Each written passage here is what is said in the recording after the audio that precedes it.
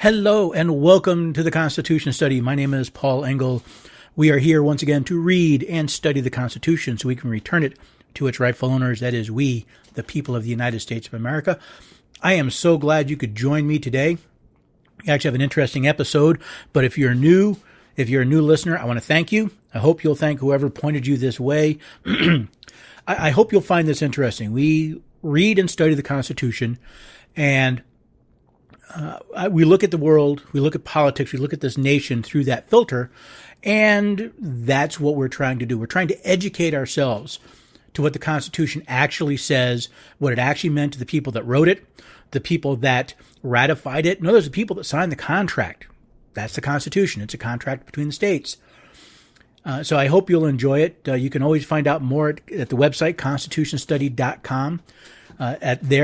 You will find more podcast episodes, you'll find articles, and most importantly, you can ask questions. Questions are very important. In fact, today's episode came from a question on the website. We'll get more into that in just a minute. You can also sign up for the newsletter. You'll get a copy of my latest free essay on reading the Declaration of Independence. And you'll find a lot of information to find out. Reading and studying the Constitution is not all that hard. It's not all that confusing. It's not all that complicated. We just need to actually read it. If you are a returning listener, thank you. We need the support. We need people that keep coming back, that find this worthwhile. Hopefully you're reading the Constitution. Hopefully you're thinking about things, and maybe you'll go up to the website and you'll ask a question, maybe make a comment on one of the posts. Maybe I got something you didn't agree with. Maybe I even got it wrong. Go up to the website, constitutionstudy.com, ask questions, comment, help participate as we're building this movement to once again restore the Constitution to we the people that actually are supposed to run this country, are supposed to be the sovereigns of this nation. So you can also, we're looking for support. So you can buy my articles and my essays and books online at Amazon. You can find them. You can find them through the website. We're also looking for Patreon support if you think this is worthwhile. If you're getting value from what you're hearing or what you're reading on the website, please consider going up to Patreon and help support the work that we're doing. It takes time, it takes effort, it takes money, and I do it for the passion, but I can't keep doing it forever on my own, so I'm looking for people that are willing to come and join me. You can find the link on the website. You can go to patreon.com/Constitution Study. You can also find us on Facebook, on YouTube. I'm even posting these on LinkedIn because I think this information is critical to the future of our nation. And as Abraham Lincoln said, the question of whether or not self-government, the experiment in self-government, will continue in this land. So let's get today's episode. As I said, it came from a question. I want to thank Malign, and if I mispronounce your name, I am terribly sorry. I tried to find pronunciation online, did the best I could, but she asked a good question, a very, it obviously was a question. She had some questions she wanted to understand, and I'm glad she asked it because it gives us a chance to not only answer her question, but maybe explore something we hadn't thought of before. So Malene asked, does having "In God We Trust" on our money infringe on our constitutional rights? If so, which ones? Since there is supposed to be church and state separation, isn't money clearly related to state, which therefore should be separated from the church? How is this beneficial in any way? Again, Malene, thank you. That's an excellent question. And I want to attack it from two different standpoints. The first thing I want to look at is the phrase separation of church and state. See, that phrase doesn't exist in the Constitution. I know you may have been told so. It doesn't exist. It actually comes from a letter written by Thomas Jefferson, our third president. See, Jefferson was the first anti-federalist president elected. You may have heard about the Federalist Papers, people who believed in a strong federal government. Well, there were also anti-federalist papers written by people who thought that a strong federal government was dangerous and they didn't want it. Both Washington and John Adams were Federalists. They believed in a strong federal government. Jefferson was not. He was an anti-federalist, and he was the first who became president. And being generally anti-federalists themselves, many Baptists were pleased when he won the presidency and really supported him. However, there was this one group of Baptists in Danbury, Connecticut. They were concerned. So they sent a letter to the president congratulating him on his win, but then they expressed their concern. It said they are a minority religion in the state of Connecticut. State religions, by the way, are perfectly legal and perfectly constitutional. The First Amendment says Congress shall make no law. Didn't say anything about the states. So they were concerned, the Danbury Baptists were concerned that since they were a minority, their religious freedom could be suppressed. Their right to exercise could be suppressed. And Jefferson wrote a response. In that response, he said, quote, I contemplate with sovereign reverence that act of the whole American people which declared that their legislature should, quote, make no law respecting an establishment of religion or prohibiting the free exercise thereof, close quote, thus building a wall of separation between church and state, end quote. See, this idea of separation of church and state that Jefferson was talking about was protecting the church from the state. You see, what Jefferson was saying is they shouldn't be so much worried about infringements on their rights. He said the First Amendment built a wall separating the church from the state influence. And that's an important point. See, if you read the First Amendment, the first phrase of it says, Congress shall make no law regarding the establishment of religion, nor prohibiting the free exercise thereof. And there's a whole article for going into this. It's obviously going to be part of my book when I talk about the First Amendment and the Bill of Rights. But it's important to understand that was, and for 160 years, that was how courts ruled. The government could not favor one religion over another, but it did not prevent government and church from coexisting. Congress couldn't favor one religion over another. And this was the legal precedent until 1947. See, in 1947, the Supreme Court case Everson versus Board of Education changed the game. They flipped the switch. You see, as I said, Establishment Clause precedent for 160 years said the state could not aid one religion over another. However, in Everson versus Board of Education, the court changed this. It basically barred any assistance to any religious organization.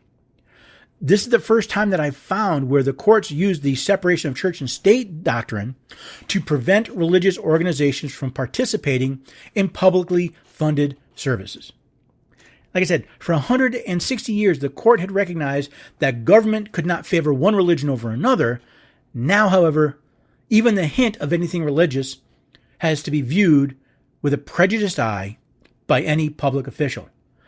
In effect, the court, in its decision and the way it's been applied, has established a religion. That religion is secularism. It basically is anything that is not, quote unquote, religious. They are now hostile to religious. And in fact, they even go to the point of being hostile to free expression. So let's go back and ask, well, what does all this have to do with In God We Trust on government-issued money? Does that violate our rights? Well, the only right protected by the Constitution that could possibly be violated by this is the Establishment Clause. Congress shall make no law respecting an establishment of religion. See, Congress can't establish a religion through law. Kind of simple. But does putting the phrase "In God We Trust" establish a religion? Well, the Webster's 1828 dictionary defines establish as, I'm going to quote, to found permanently, to erect and fix or settle, to enact or decree by authority and for performance, to make firm, to confirm, to ratify what has already previously set or made. Close quote. So let me ask you, does putting a generic phrase about God on our money make the worship of God permanent? Does it enact or make permanent a religion? Does it ratify the worship of a particular deity? Does it require you or the government to give money to a particular religion? The answer to all of those is no. So I believe putting "In God We Trust," our national motto, on our money does provide two positive and completely constitutional benefits. First, it should remind those in government that we are endowed with certain unalienable rights by our Creator, and they are not authorized to violate those rights. In fact, they were created specifically to protect those rights. We say, Paul, it doesn't say in our Creator we trust. That's true. But the vast majority of Americans believe in God. According to a 2016 Gallup poll, 89% of Americans believe in God. So to use God rather than Creator seems quite appropriate to me. The second benefit is it's a reminder to all Americans that we should put our trust in God or whatever Creator you believe in rather than government. You see, if government is the big dog, then government can do whatever it wants because there's nobody above it to say no. By reminding both our government officials, our politicians, and us that we will one day stand before our Creator and be judged, be subject to his decisions, seems to me a good idea to remind us to put our faith in something other than government. So, putting the phrase "In God We Trust" does not violate our constitutionally protected rights. It does not establish a religion, although there are many people that think it does. In fact, I'm sure there are many people in America who are offended by this phrase and having it on our money, and they really wish it would be removed. But there's no unalienable right to not be offended. See, if we're going to live in a free society, we have to recognize that sometimes we won't get our way, that others' ability to use their rights are just as important as ours. There was a saying years ago that says, "I may disagree wholly with what you say, but I will defend to the death your right to say it." Well, people may wholly disagree with how I worship, but they should be willing to defend to the death my right to worship as I see fit, my right to exercise my religion as I see fit, because one day they may be the ones that people don't like to hear. It's a basis of our society is that, if the majority of Americans believe that in God and have expressed their desire to trust in Him on their money, as long as they don't force others to believe so, they should be allowed to do it. See, and those who want the national motto changed or removed from our money, they should go through the legislative process to get it removed, just as those who put "In God We Trust" on our money went through. It didn't happen out of nowhere. It was a law passed by our representatives, by the representatives of the states. See, the problem is if they cannot get their representatives to pass legislation to change this, they simply want the courts to change it. They want to get their way. On the other hand, what I think is they should be quite thankful they live in a country where they have the chance to change the laws, where they're not required to support or participate in a religion or to believe a certain way. And that gratitude should extend to allowing others to do so as well. And if the majority of us want to put our trust in God on our money, as long as I don't force somebody else, as long as I don't violate their rights, there's nothing wrong with that. So thank you. Malene, that was an excellent question. There actually was another part to the question which I answered on another blog, but it shows thinking, understanding that how do I understand this "In God We Trust" and this separation of church and state, which is so often misrepresented, misunderstood, just plain wrong. So I hope you found this interesting. I hope it made you think. If you have any questions, please head to the website.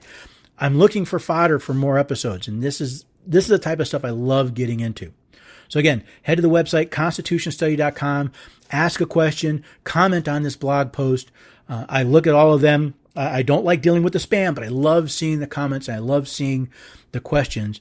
And I hope you will also go over, share me on Facebook, share us on LinkedIn or YouTube. Please consider supporting the work that we're doing. We really need to focus on understanding the Constitution if this is to remain the land of the free and the home of the brave. And I hope you will continue to fight with me to read and understand our Constitution and to have it rule, not politicians rule. And I hope to see you again the next time on the Constitution Study.